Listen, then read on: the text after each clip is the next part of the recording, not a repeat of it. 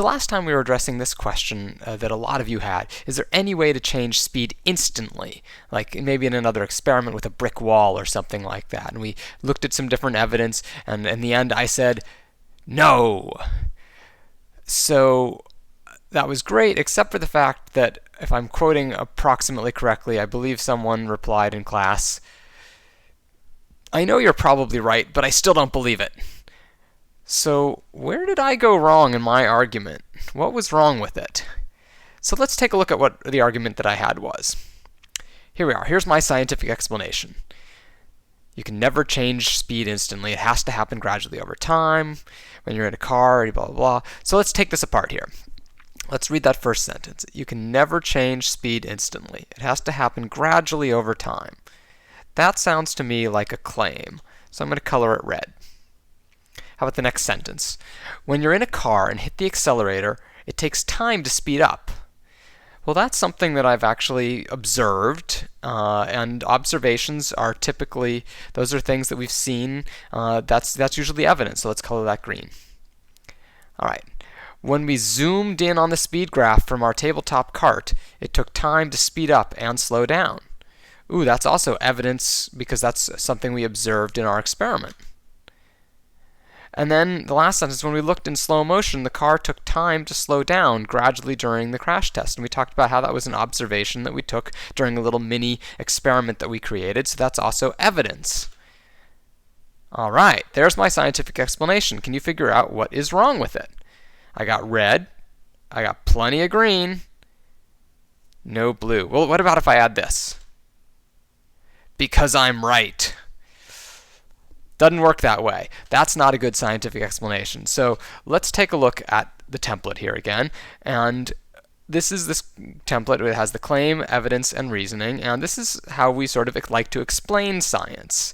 But it turns out that that's kind of upside down from how science is actually done. In the way we actually do science, we start with collecting evidence. We sort of figure out and relate that to how the world works, and then in the end we come up with some sort of a conclusion. The claim is really a conclusion. So let's take a look at what we had. We had our evidence from your experience in cars, the graph of the motion sensor, and that slow motion crash test. We had those pieces of evidence, and I gave you this claim, but you were wondering why. What rules about the natural world help link this evidence to the claim, help explain it? And that's what was missing from my explanation, and why you could say, I don't believe you, and be sort of justified in that. So we need to figure this out. So I've got a little mini experiment that you're doing in class, where I have you try and stop the cart as slowly as you can. And how are you going to do that? You're going to have to sort of gently touch it, because if you touch it too much, it's going to stop quickly. Now, by contrast, have somebody launch the cart as fast as they can and hold out your hand and try and stop it. And it's going to smack into your hand, and it's going to push really hard against your hand for just a moment, and it's going to hurt. So you've done that experiment, and to stop the cart quickly, did you have to push more gently or harder? Well, harder probably. And so now if we want to fill in these sentences, the quicker you stop things, the more force required. And of course, if you want to stop things slower, you can use less and less and less force. If you don't apply any force, you're not going to stop the cart at all. So that's the one extreme, is not using any force. Now, if you want to stop things instantly, that means in 0 time, you're going to have to use more and more and more and more and more and more. 0 time, you're going to have to use an infinite amount of force. And the thing is, you can't have an infinite amount of force. You can't generate an infinite amount of force. That would require an infinite amount of energy, which we don't have. It would take all the energy in the universe. And so, if we look back at our chart, we can add a new item to our reasoning library, which is the more force you apply, the faster things change speed. And then we can sort of add along to help clarify that. Slowing things down instantly would mean slowing things down in 0 time. That would take infinite force, and you can't have infinite force. So now we sort of have a better understanding of why the evidence that we have actually supports our claim through something about the way the world works. Remember, reasoning is stuff about the way the world works.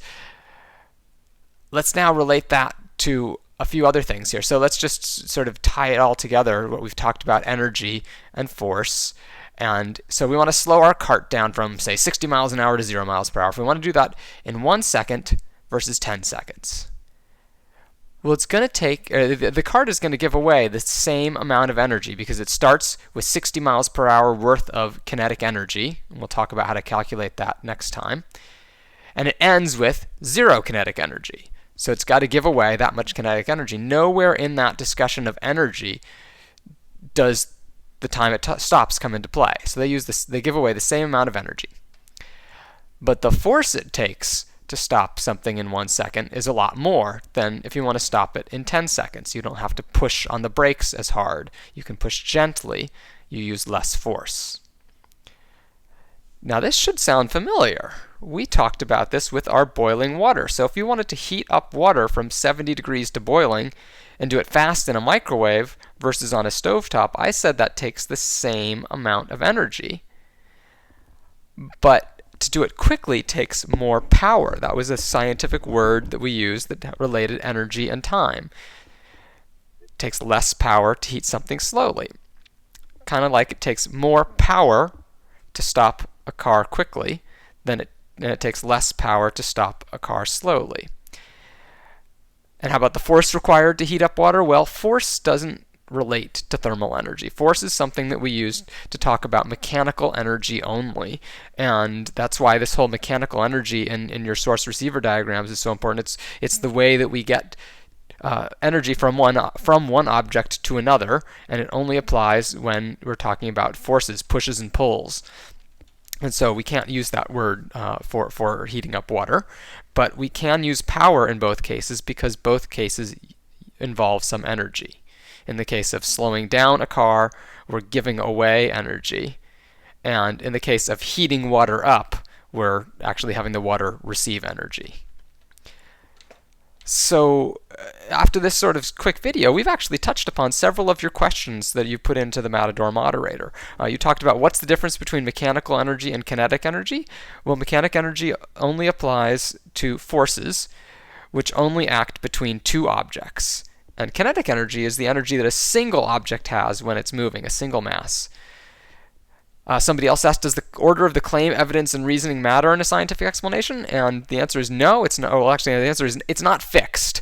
And in fact, we might be doing it upside down. The order that we present things in is often opposite of the order that we actually discover things in science.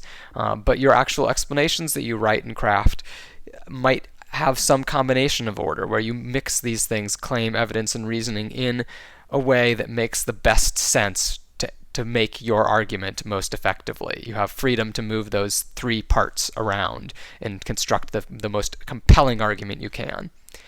And lastly, somebody asked, can you explain the relationship between energy and power again? And of course, you should really be reading Homework 3. That chapter explains this really in quite a bit of detail. But the short answer is, if you use the same amount of energy in less time, that's using more power.